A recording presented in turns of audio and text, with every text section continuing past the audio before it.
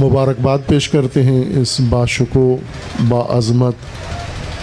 रूहानी मजलिस व महफ़िल के इनेक़ाद पर। मुझे एहसास है कि जैसा कि अभी नक़ीब मोहतरम ने बयान फरमाया है कि अहले सुखन ख़तीब हज़रात आते हैं, थोड़ी देर बैठते हैं, तकरीर करके अपने वक्त के अंदर और फिर तशरीफ़ ले जाते हैं, लेकिन मुझे आपका ज़्यादा एहसास है जो ज़ाहिर मगरिब से पहले की महफ़िल में भी आप तशरीफ़ फरमा थे, और जब से मुझे आपकी ज़ियारत की तौफ़ीक नसीब हुई है 9 बजे से लेके अभी तक आप मुसलसल यहाँ कायम है, तशरीफ़ फरमा है। महफ़िल में कोई बेनज़मी नहीं देखी, कोई हलचल नहीं देखी, महफ़िल में कोई खला पैदा नहीं हुआ, और बैठे हुए हज़रात से ज़्यादा हमदर्दी ये खड़े हुए मेरे भाई हैं जो इसी तरह 2 पाँव पे इस्तादा मुसलसल इस्तकामत के साथ खड़े हुए हैं, अपने मुर्शिद व रहनुमा की मोहब्बत में और उनकी दावत पर और उनके हुक्म पर यहाँ पर कायम हैं। जनाब डॉक्टर अबुल खैर ज़ुबैर हाफ़िज़हुल्लाह, उनकी बहुत सारी ख़ुसूसियात हैं जो आप मुझसे ज़्यादा जानते हैं, बेहतर जानते हैं। जब से हमें तौफ़ीक हुई है इनके महज़र से इस्तिफ़ादा करने की और इनके फ़यूज़ात से इस्तिफ़ादा करने की, ये मुत्तफ़िक़ा कायद हैं तमाम मसालिक और मज़ाहिब इस्लामी के पाकिस्तान के अंदर। अपने अपने मसलक के अंदर मज़हबी मसलकी क़यादत मौजूद है, लेकिन उन सब ने मिली यकजहती कौंसल में जहाँ तमाम मसालिक की नुमाइंदगी है, क़यादत मौजूद है, उन्होंने बिल-इत्तिफ़ाक़ साहिबज़ादा साहिब को इस मजमूए की क़यादत के लिए, रहनुमाई के लिए चुना है, और उन्होंने अहसन तरीके से तमाम मसालिक की मुश्तरका क़यादत की है अहम मौक़ों पर। सबसे बड़ी उनकी एक खुसूसियत जो दलेरी और शुजाअत है और हक़ गोई है, जैसे बारहा सब ने मुशाहदा किया है, कोई भी बैठा हो सामने, वो कोई जर्नल बैठा हो, कोई जज बैठा हो या वज़ीर आज़म हो, जो बात इन्होंने दुरुस्त समझी है, हक़ है कहना है, वो दलेरी से उन्होंने कही है। लेकिन मैंने जो मुशाहदा किया है उनकी शुजाअत इससे बालातर है। मुमकिन है और भी बहुत सारे लोग हों जो जजों के सामने डट के बोल लेते हैं, जर्नलों के सामने जुर्रत के साथ गुफ्तगू कर लेते हैं, या किसी और मजमूए के सामने, मजमे के सामने। एक जगह पर पाकिस्तान की मजहबी क़यादत खुसूसन जुर्रत नहीं दिखा सकती, और वो होती है कि अपने मानने वाले, अपने चाहने वाले, अपने मसलक के हम फ़िक्र लोग, हम मसलक और हम अक़ीदा लोग, जिनके अंदर कुछ मुतशद्दिद होते हैं, कुछ तशद्दुद पसंद होते हैं, जब उनकी मर्ज़ी के ख़िलाफ़, जब उनकी चाहत के ख़िलाफ़ कायद और रहबर कोई फ़ैसला करना चाहे, कोई इक़दाम करना चाहे, और मुरीदों में से, चाहने वालों में से, शागिर्दों में से, अपनी जमात के अरकान में से अपने मुर्शिद और पेशवा के फ़ैसले को पसंद न करें, तअस्सुब और तशद्दुद का रास्ता इख्तियार करें, उमूमन मैंने देखा है कि मज़हबी क़यादत यहाँ पर कमज़ोर पड़ जाती है। ये बात मैंने जनाब साहिबज़ादा साहब की ही सियादत में, क़यादत में, कराची की कॉन्फ्रेंस में भी इनसे इजाज़त लेके इनकी मौजूदगी में अर्ज़ की थी, लाहौर में भी अर्ज़ की, यहाँ भी इशारतन उनसे इजाज़त मांग कर आपकी खिदमत में भी अर्ज़ करता हूँ कि हमारी मज़हबी क़यादत अपने हम मसलक लोगों के तशद्दुद आमेज़ रवैयों से मुतासिर होती है, मग़लूब हो जाती है, اور بجائے اپنے پیروکاروں کی قیادت کرنے کے ان کی مقلد بن جاتی ہے۔ اس کی متعدد مثالیں ہیں، اور یہاں پر جرأت مند قیادت، جرأت مند مرشد ثابت ہوتا ہے کہ کس کے اندر جرأت ہے، شجاعت ہے۔ بلکہ ابھی آنے سے پہلے ان کی خدمت میں تشریف بیٹھے ہوئے تھے ان کے بارگاہ میں، تو انہوں نے وہاں پر بھی اشارہ فرمایا کہ مجھے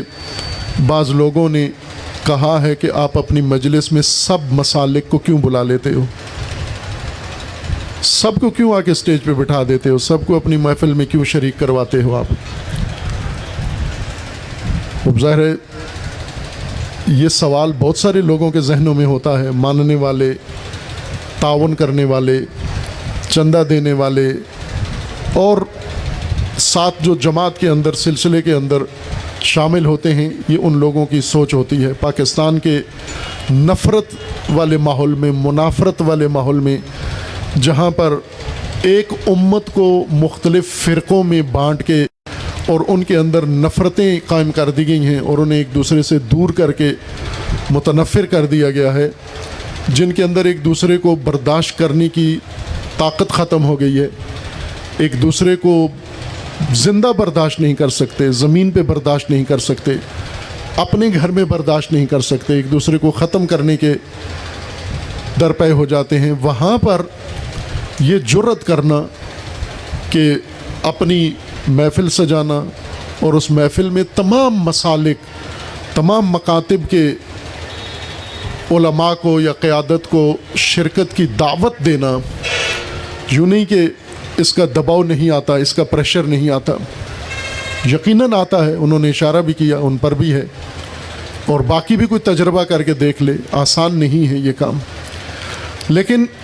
آپ دوسری طرف سے توجہ کریں کہ تمام مسالک نے سب سے زیادہ جناب صاحبزادہ صاحب کو ہی یہ شان جچتی ہے کہ وہ تمام مسالک کو ایک چھتری کے نیچے لے آئیں، تمام مسالک کے ان بکھرے ہوئے دانوں کو ایک تسبیح میں پرو دیں، چونکہ تمام مسالک نے بالاتفاق انہیں اپنا رہبر و قائد مانا ہے، انہیں اپنی قیادت کے نیچے ان کے شیعہ بھی بیٹھے ہوئے ہیں، شیعہ متعدد تنظیمیں، شیعہ قائدین ان کی قیادت میں ان کی چھتری کے نیچے بیٹھے ہیں، دیوبند ان کی چھتری کے نیچے بیٹھے ہیں، اہل حدیث ان کی قیادت میں موجود ہیں، بریلوی موجود ہیں، ہر سلسلہ جو بھی اسلام سے وابستہ ہے، تعلق ہے اس کا، اور جو بھی پہچان ہے اس کی، انہوں نے ملی یکجہتی کونسل میں، ظاہراً صاحبزادہ صاحب نے ہی فرمایا تھا کسی حوالے میں، جج صاحب کو یہ حوالہ دے رہے تھے کہ 37 جماعتیں، ایسا ہی ہے جناب، 22 جماعتیں ہیں مختلف مسالک سے تعلق رکھنے والے لوگ، جنہوں نے بالاتفاق ان کی صدارت اور ان کی قیادت کو قبول کیا ہے۔ تو کیا تمام مسالک جس ہستی کو، جس شخصیت کو اپنا متفقہ رہنما مان لے، صدر مان لے، تو اس صدر کے دل میں اتنی گنجائش ہونا کہ وہ 22 جماعتیں اور پاکستان کے سارے مسالک کو اپنے دل میں جگہ دے دے، اور اپنے سٹیج پہ جگہ دے دے، اور اپنے محفل میں جگہ دے دے، یہ عملی شجاعت ہے، بہادری ہے۔ بہت سارے اکابرین موجود ہیں ایسے، کراچی کی بہت بڑی جیت شخصیت دیوبند کی وفات پا گئے ہیں، انہوں نے وفات سے پہلے 3-4 سال پہلے وفات ہوئی ہے ان کی، اللہ تعالیٰ ان کی مغفرت فرمائے، دیوبند کے، انہوں نے وفات سے پہلے محرم کے موقع پہ خطبہ دیا کہ محرم آ رہا ہے اور اس میں ہمارے شیعہ مومن مسلمان بھائی ہیں، ہمارے بھائی ہیں، یہ عزاداری کرتے ہیں، یہ بھی مسلمان ہیں، ہمارے ساتھی ہیں، اور ہم سب نے مل کر پاکستان بنایا ہے، ہم سب ایک ہیں اس پاکستان کے اندر۔ یہ خوبصورت بات کر کے انہوں نے تیسرے دن یہ جملے واپس لے لیے اپنے، کہ میں نے جو کچھ شیعہ کے بارے میں کہا تھا کہ وہ ہمارے بھائی ہیں، وہ نہیں ہیں ہمارے بھائی، اور میں نے جو کہا تھا انہیں مسلم ہیں، وہ مسلم نہیں ہیں۔ کیوں کیا؟ ان کے اپنے مسلک کے تشدد پسند طبقے نے میڈیا کے ذریعے، سوشل میڈیا میں ان کے اوپر یلغار کی، ان کو دھمکیاں دی، ان کو گالی گلوچ کیا، ان کی توہین کی، ان کی گستاخی کی، اور وہ ان کے سامنے تسلیم ہو کر اپنا خطبہ، اپنا موقف واپس لے لیا۔ تو میں نے ان کے قریبیوں اور ان کے شاگردوں کے سامنے یہ عرض کیا کہ اگر مذہبی قیادت اپنے متشدد طبقہ کے سامنے تسلیم ہو جائے تو اس سے دوسرے فرقے کو نقصان نہیں پہنچتا، اس سے سب سے پہلا نقصان آپ کے اپنے فرقے کو پہنچے گا کہ زمام قائدین کے ہاتھ میں نہیں بلکہ متشددین کے ہاتھ میں آ جائے گی، اور متشدد جہاں چاہیں گے اپنے قائد کو گن پوائنٹ پہ دھمکی دے کر اس سے ہر کام کروا لیں گے، ہر فیصلہ کروا لیں گے۔ یہ قابل تحسین ہے۔ میں واقعاً سلام پیش کرتا ہوں جناب صاحبزادہ صاحب کو کہ انہوں نے ان تمام ملحوظات کو مد نظر نہیں رکھا جو دوسرے رکھتے ہیں، مصلحتوں کو مد نظر رکھتے ہیں۔ جو بات انہوں نے درست سمجھی وہ انجام دی، اور آج کی محفل میں ان کی یہ جرت کہ جس کے اندر پہلے آپ نے دیکھا جماعت اسلامی کی قیادت آئی جن کا تعلق دیوبند سے ہے، اسی طرح دیگر صاحبان جو بھی تشریف فرما ہیں اور جو بعد میں انشاءاللہ خطاب کریں گے، جن میں ان کے اپنے ہم مسلک بھی ہیں، دوسرے مسلک کے بھی ہیں، بلکہ فرما رہے تھے کہ اہل حدیث جو ملی یکجہتی کونسل کے رکن ہیں، میں نے انہیں بھی کہا کہ آپ بھی آئیں ہمارے عرس میں شریک ہوں، تو انہوں نے کہا کہ اس کا عنوان عرس والا ہے جو ہمارے لیے رکاوٹ۔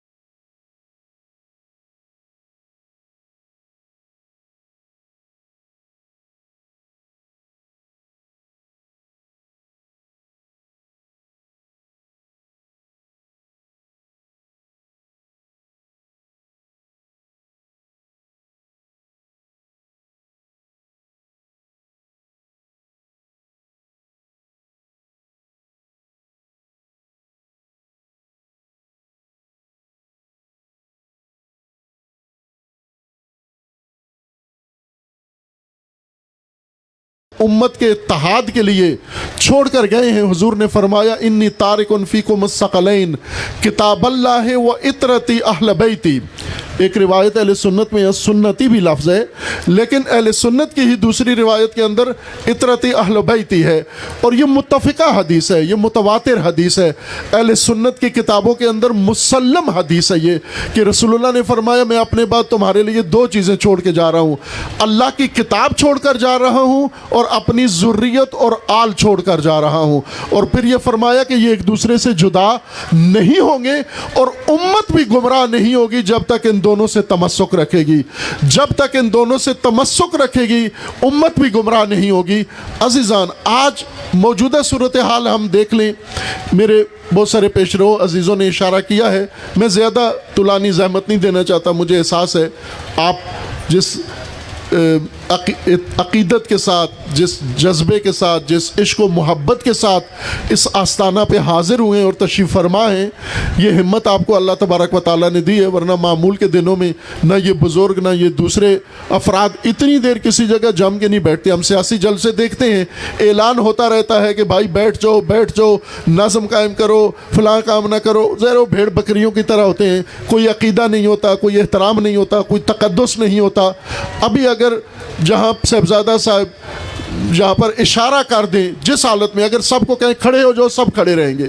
اگر سب کو حکم دے دیں ایک ٹانگ پر کھڑے ہو جو ساری رات ایک ٹانگ پر کھڑے رہیں گے، اگر سب کو کہیں لیٹ جاؤ سب لیٹ جائیں گے، اگر سب کو کہیں چپ ہو جاؤ چپ ہو جائیں گے، اگر سب کو کہیں کہ آپ کوئی نعرہ لگاؤ تو سب یکجاز نعرہ لگائیں گے۔ یہ وہ جذبہ ہے، یہ وہ عقیدت ہے جو ایک منظم جماعت کے اندر یہاں پر نظر آ رہی ہے۔ عزیزان، آج امت کی حالت آپ دیکھ رہے ہیں، اشارہ کر گئے میرے پیش رو گفتگو میں کہ آپ لبنان میں فلسطین میں جو ظلم و ستم ہو رہا ہے فلسطین کے سنی پر اور لبنان کے شیعہ پر، اور اس کے مقابلے میں جو ظلم ہو رہا ہے وہ تو آپ دیکھ رہے ہیں، ظالم بھی پتہ ہے کون ہے، لیکن اس ظلم سے زیادہ دردناک چیز ربیع الاول کا مہینہ آخر میں جا پہنچا ہے، اور آپ اس ماہ میں ہم میلاد کی محفلیں کرتے ہیں، نعتیں پڑھتے ہیں، عقیدت والا کلام پیش کرتے ہیں اور محبت کا پیغام پیش کرتے ہیں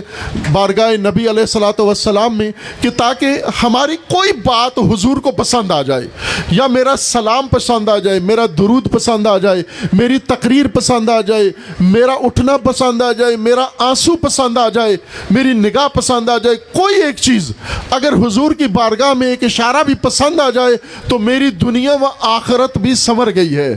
لیکن عزیزان، حضور سے پوچھ لو کہ آپ کو پسند کیا ہے تاکہ میں وہی کروں جو آپ کو پسند ہے۔ حضور فرما کے گئے ہیں، مجھے پسند یہ ہے کہ جب کوئی مظلوم میری امت کے سامنے آ کر یا للمسلمین کی فریاد کرے، جس پر ظلم ہو رہا ہو، جس پر ستم ہو رہا ہو، اور وہ آ کر مسلمانوں کو کہے کہ مسلمانوں میری مدد کرو، وہ کافر ہو، وہ مشرک ہو، وہ مسلمان نہ بھی ہو، اگر وہ مسلمانوں کو کہے یا للمسلمین، مسلمانوں مجھ پر ظلم ہو رہا ہے میری مدد کرو، اور سننے والے اگر اس کی مدد نہ کریں تو حضور فرماتے ہیں فلیس بمسلم، وہ مسلمان نہیں ہے، وہ میری امت کا حصہ نہیں ہے۔ اب آپ عزیزان بتاؤ، 86 لاکھ یہودی اسرائیل کے اندر صہیونی ہیں، یہ ظلم کر رہے ہیں، فلسطین کے 10 لاکھ جو غزہ کے اندر محصور ہیں، اور مسلمان جو لبنان کے اندر ہیں، ان کی اعلیٰ قیادت کو قتل کر رہے ہیں، بم مار رہے ہیں، اور اس کے مقابلے میں 200 کروڑ مسلمان پوری دنیا میں رہتے ہیں، 25 کروڑ پاکستان میں رہتے ہیں۔ حضور کو کیا پسند ہے؟ آیا یہاں پر فلسطینی پکار پکار کے یا للمسلمین نہیں کہہ رہے؟ آیا وہ مدد کے لیے نہیں بلا رہے؟ آیا وہ قرآن بار بار نہیں کہہ رہا کہ قرآن میں مستضعفین اور یہ مظلوم عورتیں بچے جو ظالم بستی میں اسیر ہو گئے ہیں پکار کے کہتے ہیں کہ ربنا، یہ پروردگارہ ہمیں اس ظالم بستی کے ظالموں کے ظلم سے نجات عطا فرما، اپنی طرف سے کوئی نجات دہندہ ولی و ناصر ہمارا مقرر فرما۔ یہ قرآن کا حکم ہے اور نبی علیہ السلام کا حکم ہے۔ آج جب کہ فلسطین میں قتل عام ہے، لبنان میں قتل عام ہے، پاکستان کے نبی کے عاشق سے نبی کیا مانگ رہے ہیں؟ آیا وہ پھر بھی کہہ رہے ہیں کہ مجھے پھولوں کا گلدستہ دے دے میں خوش ہو جاؤں گا، میرے لیے یہ الفاظ پیدا کر دے میں خوش ہو جاؤں گا، اور تجھے میری امت کی پرواہ نہ ہو؟ نہ عزیزان، یقیناً قرآن یہ کہتا ہے، نبی کی تعلیمات یہ کہتی ہیں کہ جو کچھ کر رہے ہو یہ اس وقت نبی کی بارگاہ میں قبول ہوگا، اللہ کی بارگاہ میں، کہ جب نبی کی امت کی فریاد سن کر لبیک کہو گے آپ ان کے لیے۔ نعرہ تکبیر، نعرہ رسالت، نعرہ رسالت، نعرہ حیدری۔ آج جو خاموش بیٹھے ہیں، عرب خاموش بیٹھے ہیں، پہلے فلسطین کو انہوں نے غزہ کو مسمار کیا، کھنڈرات میں تبدیل کر دیا، اب لبنان کی طرف، تو کیا لبنان میں آ کے بچ جائیں گے؟ لبنان کے بعد باقی ملکوں کی باری نہیں آئے گی؟ اور اسی طرح کرتے کرتے ایران، اور ایران سے گزر کر پاکستان تک نہیں آئیں گے؟ یہ بات تو انہوں نے بہت پہلے کی ہوئی تھی کہ سب سے زیادہ خطرناک ملک اور قوم پاکستان ہے، چونکہ ان کے پاس ایٹم بم ہے۔ ان کے پاس ایٹم بم ہے، یہ ہمارے لیے خطرناک ہے، یا ان کا بم ختم ہو جائے یا یہ سارے عوام ختم ہو جائے۔ یہ آغاز ہے ان کے ظلم کا، اس کو روکنا ضروری ہے۔ عزیزان من، آپ کی خدمت میں سراج صاحب فرما گئے ہیں یہاں پر کہ 7 اکتوبر طوفان الاقصی حماس نے شروع کیا تھا، اسرائیل کے خلاف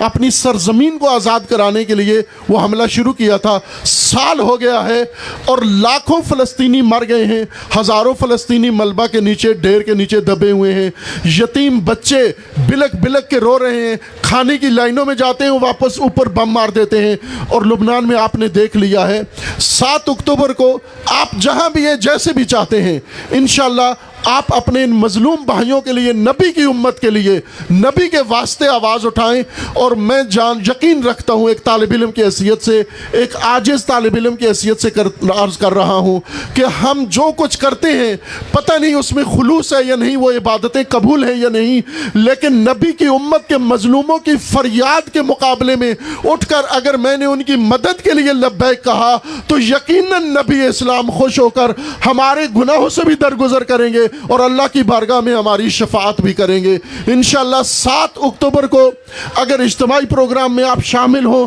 ہم صاحبزادہ صاحب کی قیادت میں انشاءاللہ لاہور میں 7 اکتوبر میں فلسطینی امت اور مظلومین لبنان کے ساتھ یکجہتی کا انشاءاللہ اظہار کریں گے۔ آپ عزیزان صاحبزادہ صاحب کی قیادت میں انشاءاللہ اپنے علاقوں میں بھی کریں اور لاہور کے اجتماعی پروگرام میں بھی شریک ہوں۔ میں نے آپ کو شاید وقت سے زیادہ، اس حد سے زیادہ وقت لے لیا، معذرت خواہ ہوں۔ اللہ تبارک و تعالیٰ اس محفل نورانی، اس مرکز نورانی، اس قیادت نورانی اور اس سلسلہ نورانی کو تا ابد قائم و دائم رکھے انشاءاللہ۔ اللہ تبارک و تعالیٰ ڈاکٹر صاحب کا سایہ امت کے اوپر مستدام فرمائے انشاءاللہ، اور ان کی کوششوں کو، ان کی مساعی جمیلہ کو اللہ تبارک و تعالیٰ اپنی بارگاہ میں قبول فرمائے، اور ان کی طرف سے امت کو جوڑنے اور پرونے کا جو سلسلہ جاری ہے، اللہ تبارک و تعالیٰ ان کی زبان اور ان کے دست مبارک میں یہ توفیق عطا فرمائے کہ بکھری امت کو ایک تسبیح میں پرو کر نبی کی بارگاہ میں سرخرو ہو جائے انشاءاللہ، اور نبی کریم صلی اللہ علیہ وآلہ وسلم وہ تمغہ، وہ میڈل امت کے اتحاد کا انشاءاللہ ہمارے اس عظیم رہنما، عظیم قائد کو انشاءاللہ اللہ عطا فرمائے، اور اس سلسلہ انوریہ محمودیہ کے جتنے بزرگان اس دنیا سے رحلت کر گئے اور جن کی یاد میں یہ عرس ہے، اللہ تبارک و تعالیٰ ان کو جوار رحمت کے ان کے مقامات اور درجات کو بلند تر فرمائے انشاءاللہ۔ اللہ آپ سب کی حفاظت فرمائے، اللہ مظلومین غزہ کو نجات عطا فرمائے، خداوند تعالیٰ مظلومین فلسطین کو نجات عطا فرمائے، اللہ تبارک و تعالیٰ مظلومین لبنان کی مدد فرمائے، اور اللہ تبارک و تعالیٰ اس نورانی محفل کے صدقے اور نبی علیہ الصلوۃ والسلام کی اس امت کے اس خلوص کے صدقے پروردگار اس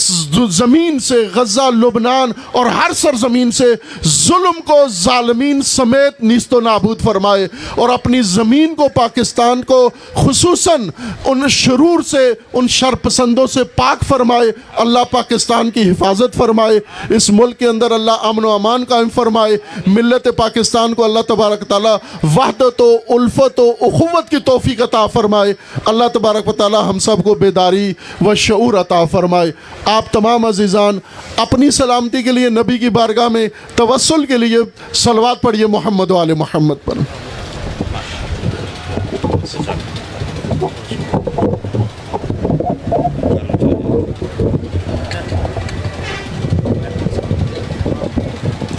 ماشاءاللہ حضرت علامہ آغا سید جواد نقوی صاحب بڑے خوبصورت انداز میں خطاب فرما رہے تھے۔ مہمان جا رہے ہیں، آپ توجہ میری طرف کریں۔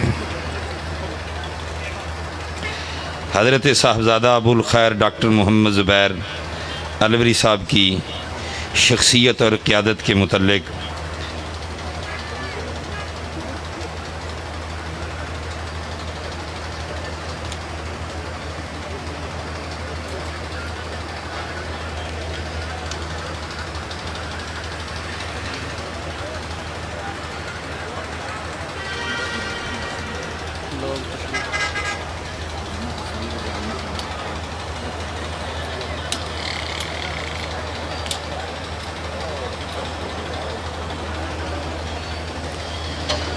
حضرت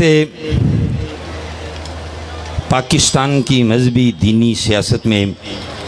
حضرت قائد اہل سنت امام شاہ احمد نورانی صدیقی رحمۃ اللہ تعالیٰ علیہ کی جامع اور ہمہ جہت شخصیت کے بعد پوری ملت،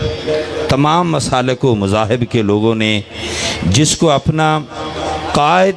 اور رہنما تسلیم کیا وہ حضرت صاحبزادہ ابو الخیر ڈاکٹر محمد زبیر الوری صاحب کی ذات بابرکات ہے۔ آپ کی شخصیت کا یہ ہمہ گیر پہلو ہے، آپ ہماگیر شخصیت اور حشد جہد شخصیت کے مالک ہیں. آپ کے بڑے کردار کی بات سید جواد نقوی صاحب کر گئے. اس طرح کے کردار کے لوگ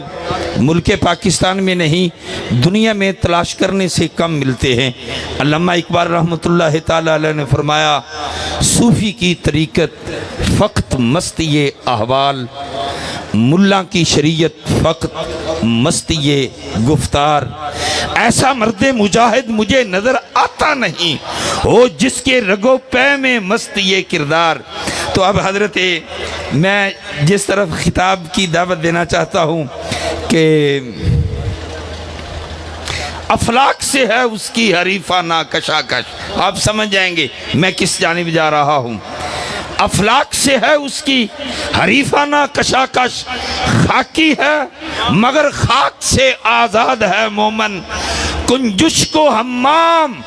اس کی نظر میں جچتے نہیں، جبریل و سرافیل کا سیاد ہے مومن. میں پھر تھوڑا سا وقت حضرت صاحبزادہ عزیر صاحب سے ہی استعارتاً لے لیتا ہوں. اہل علم کی محفل اور مجلس ہے، بڑے بڑے علماء مشائخ نکتہ دان تشریف فرما ہے.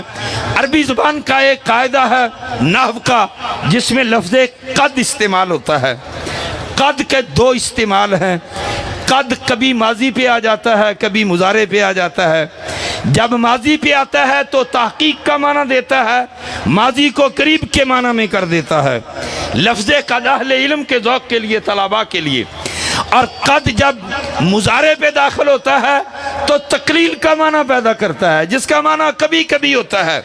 اس میں کوئی شک نہیں کہ حضرت ابو الخیر دامت برکاتہم العالیہ کی تشریف آوری اور موجودگی میں یہاں طریقت کا بھی دریا بہ رہا ہے، علم کا بھی دریا بہ رہا ہے، قلم و کرتاس کی بھی بے مثال حالات ہیں. حضرت ابو الخیر کی نظر کا بھی دریا بہ رہا ہے. براہ راست حضرت شاہ رکن الدین اور حضرت محمد محمود علوری صاحب سے اقتصاب فیض، یہ فیض کا دریا حضرت صاحبزادہ ابو الخیر محمد زبیر علوری صاحب کی موجودگی میں بہ رہا ہے. لیکن میں قد کی بات کر رہا تھا کہ کسی نے بڑا خوب جملہ کہا، پچھلے 2 ہفتوں سے میں بطور امانت لیے بیٹھا ہوں حضرت صاحبزادہ عزیر صاحب کے لیے کہ قد یوجد فی النہر ما لا یوجد فی البحر. کبھی کبھی ایسا ہو جاتا ہے کہ جو چیز دریا سے نہیں ہوتی وہ نہر سے مل جاتی ہے. حضرت صاحبزادہ عزیر محمود صاحب کو دعوت خطاب دیتا ہوں کہ تشریف لاتے ہیں. آپ کے جذبات، آپ کی محبتوں، آپ کی عقیدتوں کے مرکز آستانہ